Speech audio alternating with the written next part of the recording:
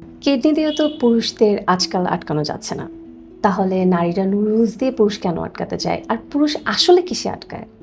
দেখো, জিনিসটা খুব কষ্টের কিন্তু মজার। সবাই বলছে যে কিডনি দিয়ে পুরুষ আটকানো যাচ্ছে না, তুমি এটা নুডলস বা টিফিন ক্যারিয়ার দিয়ে আটকে দিবা। আমার মনে হয় ঝামেলাটা কোথায় জানো? আমরা আটকানোর চেষ্টা করছি। আটকাবে কেন ভাই? কখনো দেখছো যে পোষা বিড়াল দরজা খুলে বাইরে যাচ্ছে এবং সে ফিরতেছে না? খুব ভালোবাসার জিনিস না, কিন্তু প্রতিদিন ফিরে। পোষা কুত্তা যতই মারো যাবে না, কিন্তু 2 দিন খাবার না দিলেও যাবে না। মালিক মরে গেলে ওই জায়গায় বসে কাঁদতে কাঁদতে বিড়াল কুকুর মারা যায়। কেন মরে? আমরা আটকাইতে চাই, আমরা ভালোবাসতে চাই না। আমরা বিলাসিতা দেখাইতে চাই, আমরা রোমান্টিক ফ্লাওয়ার দিতে চাই না। আমরা সোনার গহনা দিয়ে বড় হইতে চাই, কিন্তু এটাকে আমরা শেকল বানাই। হাতের চুড়ি তো আসলে শেকলই। অবশ্যই। হ্যাঁ, মধ্যযুগে, তার আগের যুগে মানুষ লোহার বড় বড় চুড়ি পরাইতো, তার সঙ্গে চেন পরাইতো, ওইটারই পরে স্টাইল হয়ে চুড়ি হয়ে গেছে। তো আমরা সবাই মিলে আটকাইতে চাইতেছি। আমাদের উচিত হচ্ছে ভালোবেসে অবমুক্ত করে দেওয়া।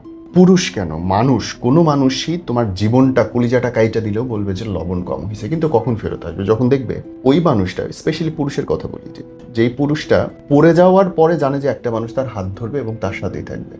যত বড় বিপদেই থাক, জানে যে তার ওয়াইফ বা তার গার্লফ্রেন্ড তার সঙ্গে থাকবেই।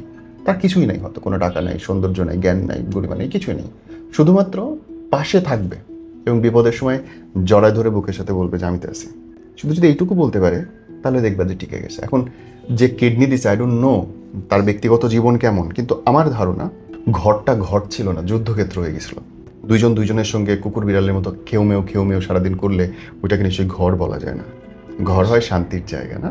যেখানে এসে মানুষ নিশ্চিন্তে চোখ বন্ধ করে স্বল্প কাপড়ে আরাম করে ঘুমাইতে পারে। যেখানে পোশাক পরে মানুষকে ঘুমাইতে হয়, আমি মনের পোশাকের কথা বলছি। অভিনয় করে মানুষকে খুশি থাকতে হয় ভাই। অনে আর যাই হোক, অন্তত মানুষ ফিরবে না, অন্তত পুরুষ ফিরবে না।